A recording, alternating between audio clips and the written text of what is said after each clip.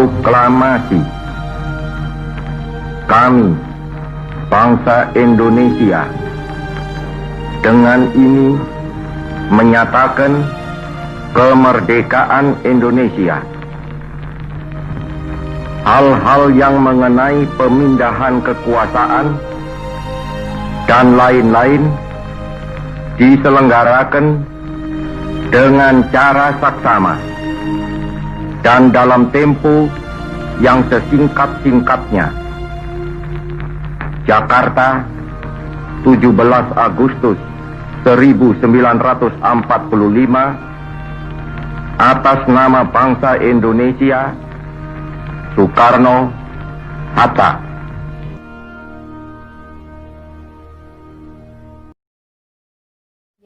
Selamat pagi. Pada pagi hari ini Bapak mau menjelaskan materi tentang seputar proklamasi kemerdekaan Indonesia. Tentunya kalian semua tahu kapan hari kemerdekaan Indonesia. Ya, tepat tanggal 17 Agustus. Pada tanggal itulah setiap tahun kita sebagai bangsa Indonesia memperingati hari kemerdekaan Indonesia. Pada pagi hari ini Bapak mau menjelaskan tentang peristiwa proklamasi kemerdekaan Indonesia secara kronologis, di mana nanti akan Bapak bagi menjadi beberapa momentum-momentum penting seputar proklamasi kemerdekaan Indonesia. Yang pertama adalah tanggal 15 Agustus 1945. Ini ditandai dengan kekalahan Jepang atas Sekutu. Kalau kita tengok kembali ke belakang, kekalahan Jepang atas Sekutu ini diawali dengan terjadinya peristiwa Perang Dunia yang kedua, di mana Jepang sebagai blok AS harus menghadapi blok Sekutu.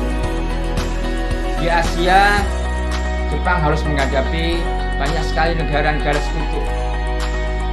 Pada awal Perang Dunia yang kedua tersebut, Jepang banyak mengalami kemenangan-kemenangan. Kemudian terjadilah turning point, titik balik, di mana menjelang tahun 1945, Jepang banyak mengalami kekalahan-kekalahan perang atas pasukan Sekutu, di mana nanti diawali dengan dijatuhinya bom atom atas dua kota besar di Jepang, yaitu Hiroshima dan Nagasaki, yang menyebabkan Jepang akhirnya menyatakan takluk terhadap Sekutu. Yang kedua adalah pada tanggal 16 Agustus 1945, di mana momentum ini ditandai dengan terjadinya peristiwa Rengas Dengklok, yaitu peristiwa penculikan atas diri Soekarno-Hatta oleh para pemuda yang membawanya ke daerah sekitar Karawang. Peristiwa Rengas Dengklok ini juga menjadi sebuah momentum penting, di mana sebelumnya ada semacam perbedaan pendapat antara golongan tua dan golongan muda mengenai pelaksanaan kapan proklamasi kemerdekaan Indonesia itu. Perbedaan pendapat inilah yang nantinya memuncak dengan adanya peristiwa Rengas Dengklok tersebut.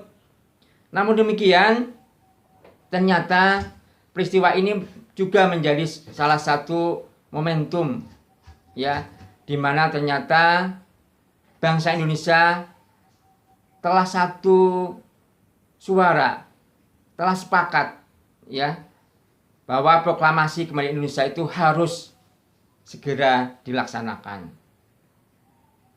Kemudian momentum yang ketiga adalah tanggal 17 Agustus 1945, di mana pada tanggal itulah terjadi peristiwa detik-detik proklamasi kemerdekaan Indonesia.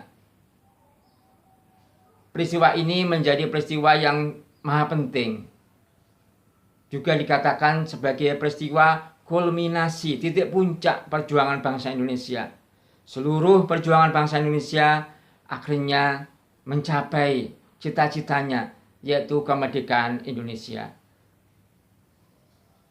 Kemudian momentum yang keempat adalah tanggal 18 Agustus, yaitu terjadinya sidang PPKI yang pertama. Sidang PPKI atau Panitia Persiapan Kemerdekaan Indonesia yang pertama ini menghasilkan beberapa keputusan penting. Yang pertama adalah menetapkan Undang-Undang Dasar sebagai pondasi konstitusi bangsa yang pertama Indonesia. Yang kedua adalah melantik Soekarno-Hatta sebagai Presiden dan Wakil Presiden pertama Indonesia. Dan yang ketiga adalah terbentuknya Komite Nasional Indonesia Pusat. Nah, anak-anakku sekalian, itu sekilas tentang peristiwa seputar proklamasi kemerdekaan Indonesia. Demikian yang bisa Bapak sampaikan. Saya ucapkan terima kasih.